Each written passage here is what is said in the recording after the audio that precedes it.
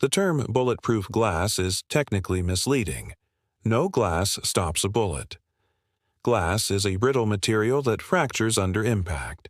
It cannot absorb the kinetic energy of a high-velocity projectile without breaking. What the industry actually produces is bullet-resistant glazing. It is a layered composite system that slows a projectile by forcing it to do work against multiple materials in sequence. This dissipates its kinetic energy across each layer until it either stops entirely or exits with insufficient velocity to cause serious injury. The distinction between stopping and slowing matters precisely because it defines the engineering challenge. A 9mm pistol round traveling at approximately 370 meters per second carries around 500 joules of kinetic energy.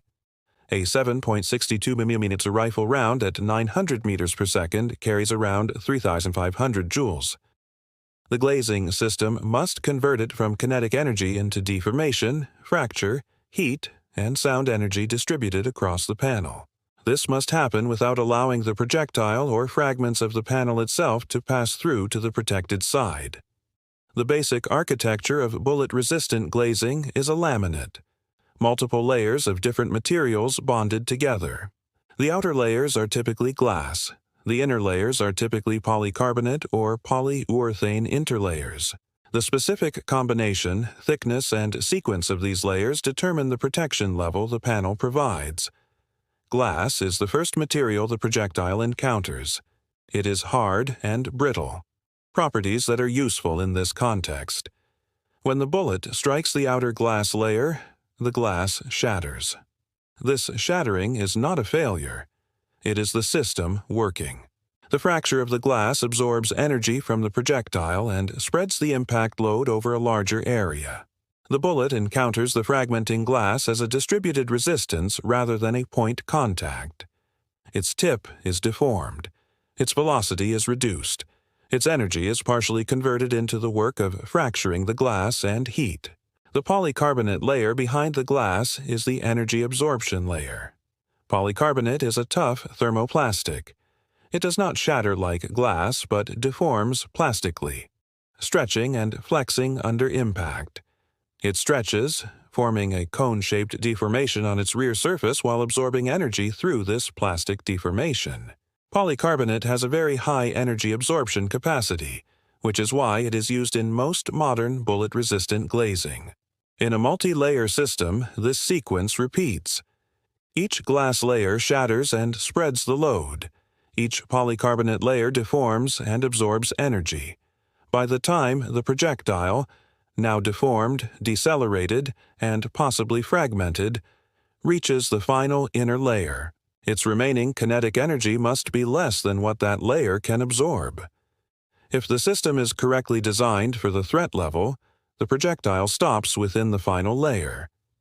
The asymmetry of bullet-resistant glazing is one of its least understood properties. A panel that stops a bullet fired from outside will not necessarily stop a bullet fired from inside at the same velocity. This is not a manufacturing defect. It is a consequence of the layer sequence. The outer glass layers are designed to be struck first. They perform their shattering and energy-spreading function correctly when impacted on the glass face. If the panel is struck from the polycarbonate side, the energy-spreading function of the outer glass does not occur.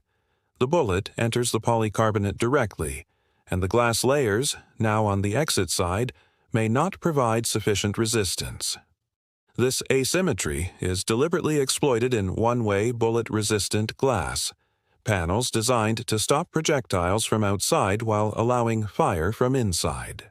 A one-way panel has a brittle layer on the outside that shatters on impact from outside, spreading the load, and a flexible layer on the inside that deforms and absorbs the remaining energy. When a projectile is fired from inside, at lower velocity, after passing through the flexible inner layer first, the brittle outer layer has sufficient resistance to stop the now decelerated round. The system allows a protected occupant to fire outward through the panel while providing protection against incoming fire. The protection levels for bullet-resistant glazing are standardized by organizations including the European Standard EN 1063 and the U.S. standard UL 752. These standards define threat levels by the specific ammunition, caliber, and velocity that the glazing must resist. Tested at defined impact angles and with defined numbers of shots at specified spacing. A panel rated to EN 1063 BR4, for example, must resist 3 shots from a .44 Magnum pistol without penetration.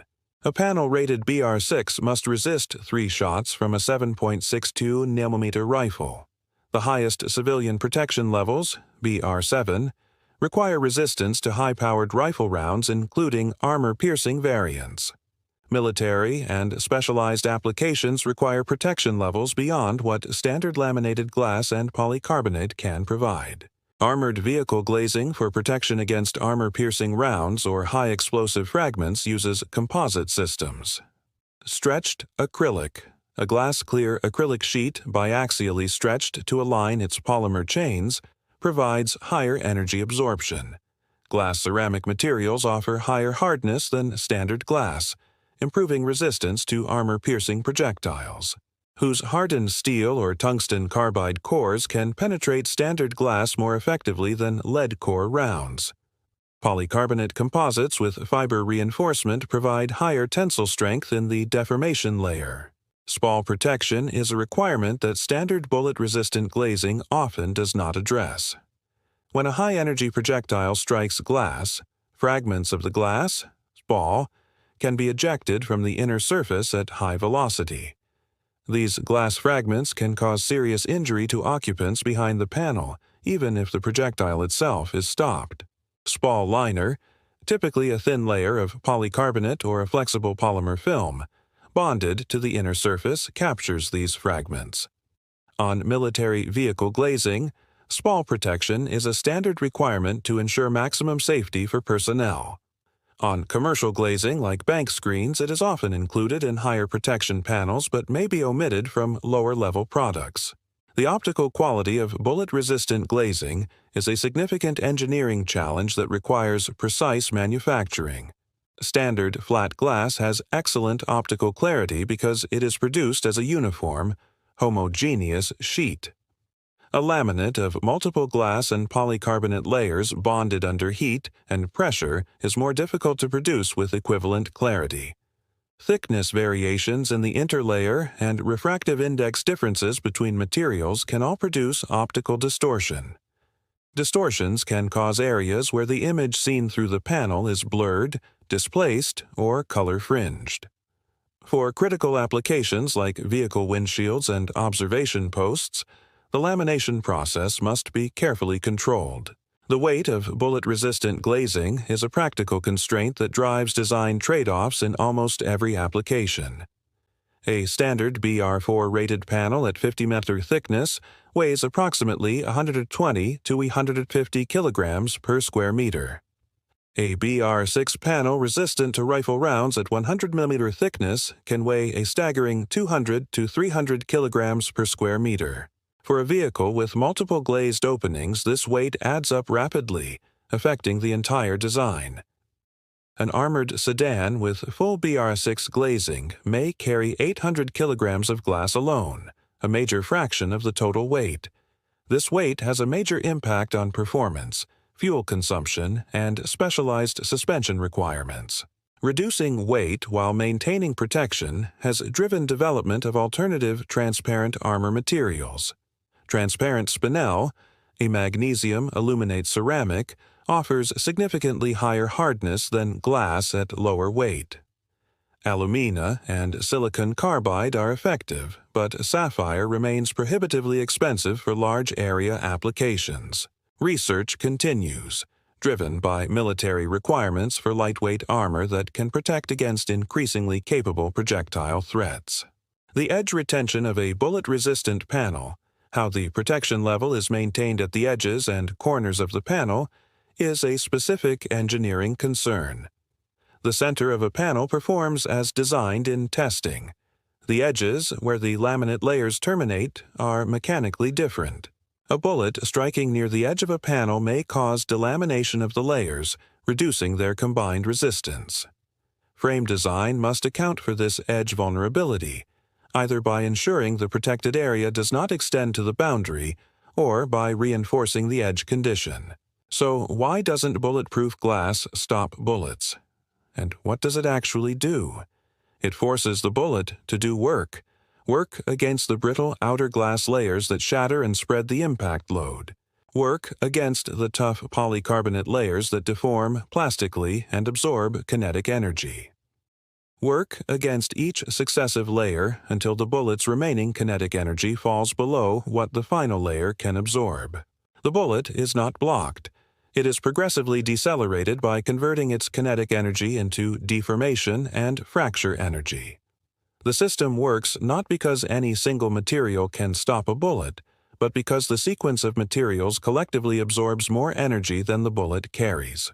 Change the sequence, change the materials, or change the threat level, and the system must be redesigned from the layer architecture outward. The glass does not stop the bullet. The engineering of what lies behind it does. If you're thinking about what happens when bullet-resistant glazing is struck multiple times in the same area, how each successive impact degrades the remaining protection, and what the rated number of shots actually tells you, that degradation sequence and its implications is something I've covered in another video.